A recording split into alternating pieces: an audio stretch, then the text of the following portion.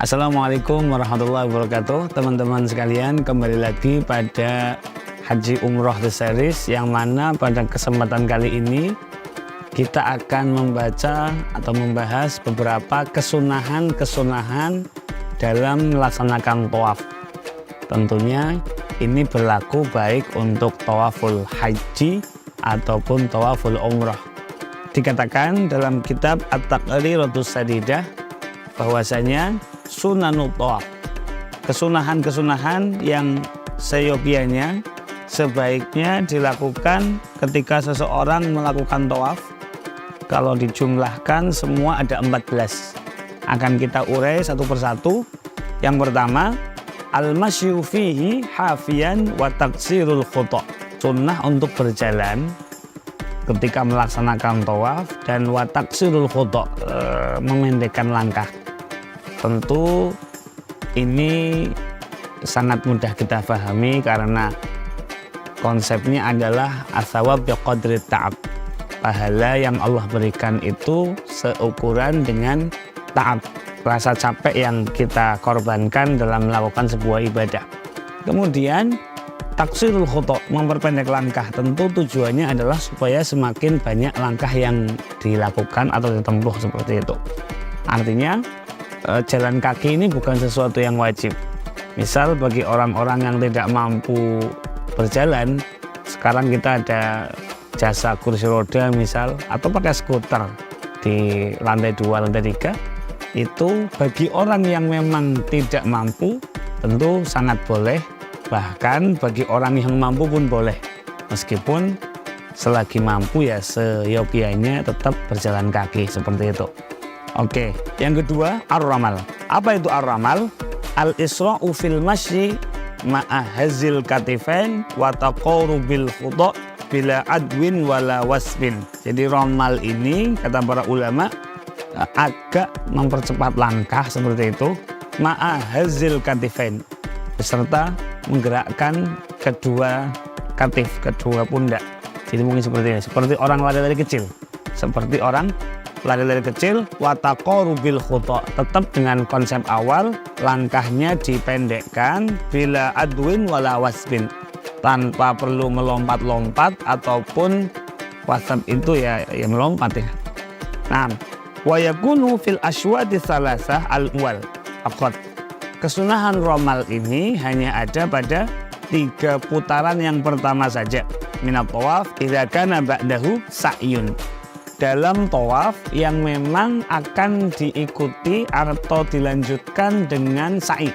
Jadi dalam 3 putaran pertama untuk tawaf yang setelahnya akan dilakukan sa'i, maka 3 putaran pertama sunnah untuk melakukan ramal, yaitu lari-lari kecil.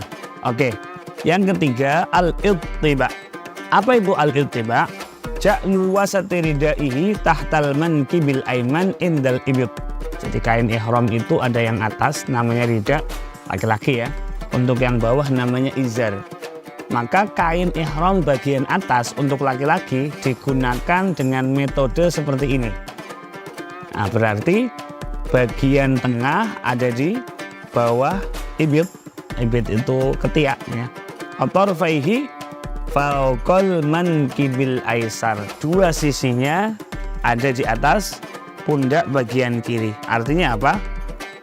Pundak bagian kanan disunahkan terbuka, jangan terbalik. Jadi yang terbuka itu pundak bagian kanan karena kedua ujung rida ini ada di pundak bagian kiri. Kemudian wa yusannu fi tawaf alladhi yutlabu fihi ramal. Disunahkan hanya pada tawaf yang di situ disunahkan ramal. Artinya pada 3 putaran pertama kita disunahkan ramal. Kalau konteksnya haji berarti setelah tawaf qudum atau setelah tawaf ifadah. Kalau konteksnya umroh adalah setelah tawaf ifadah, yang mana akan diikuti dengan sa'i. Maka di dalam tawaf yang disunahkan atau yang akan diikuti dengan sa'i, yang mana di situ disunahkan ramal, maka di tawaf tersebut disunnahkan untuk melakukan ittiba. Perbedaannya, romalnya ini hanya pada 3 putaran pertama, sedangkan ittibanya itu pada 7 putaran tawaf. Yang keempat, al-qurbu minal bait in amkana ramalu wa illa fayab'udu, yaitu mendekat ke Ka'bah. Tentu kenapa disunahkan mendekat? Semakin kita mendekat ke Ka'bah, otomatis jarak tempuhnya semakin singkat. Otomatis energi yang dibutuhkan juga semakin efektif. Yang kelima, tentu tadi ya konteksnya, kembali yang keempat, kalau memang memungkinkan. Kalau memang tidak memungkinkan, ya bagaimana memungkinkannya. Yang kelima, as-sakinatu wal waqaru wa adamul kalam. Disunahkan untuk tawaf dengan sakinah, tenang, wal waqar, wibawa, wa adamul kalam, tidak usah banyak ngomong. Kalaupun ngomong, tentu memperbanyak baca Al-Quran atau memperbanyak zikir kepada Allah Subhanahu wa Ta'ala. Kemudian yang keenam, raf'ul yadain inda du'a. Ketika membaca doa dalam tawaf ya, kita dianjurkan membaca doa-doa yang sudah diatur oleh para ulama. Ini seperti yang kita bahas pada pertemuan lalu, sangat bermanfaat supaya nggak lupa hitungan tawaf ya. Ketika membaca doa, pada umumnya ya, sunnah untuk mengangkat tangan. Kemudian yang ketujuh, al-mualah. Al-mualah itu nuli-nuli, berturut-turut, jangan dijeda dengan sesuatu yang lain. Artinya, kalau memang mampu langsung. Kalau memang dirasa perlu istirahat karena 1 dan 2 hal, misal karena kesehatan, karena harus mengumpulkan energi dulu gitu ya, maka dijeda dengan istirahat, nggak ada masalah. Kemudian yang ke-8, qiraatul azkar al-waridah, membaca zikir-zikir yang warid, zikir-zikir yang diajarkan oleh Nabi Muhammad SAW, ma'a huduril qalbi, dengan hati yang penuh pengharapan, dengan hati yang hadir, merenungi, mentadaburi doa-doa tersebut. Kemudian yang ke-9, istilamul hajar wa taqbiluh. Disunahkan untuk menyentuh hajar aswad dan menciumnya. Istilam itu menyentuh, kemudian takbil itu mencium. Kemudian wawat ujabhatihi alaih, meletakkan jidatnya di atas hajar aswad, wa taqbiluhu biyadihi ba'dahu. Kemudian mencium begini, nanti kalau udah dicium lagi tangannya seperti itu. Nah, tentu ini konteksnya kalau memang memungkinkan. Kalau memang tidak memungkinkan, dikatakan fa in ajaza an istilamihi. Kalau memang nggak mampu, mungkin karena zahmah itu penuh sesak, maka cukup dari kejauhan asyara biyadihi wa qabbalaha, mengisyaratkan menghadap ke hajar aswad sembari mengucapkan bismillahi Allah akbar, seperti itu. 6.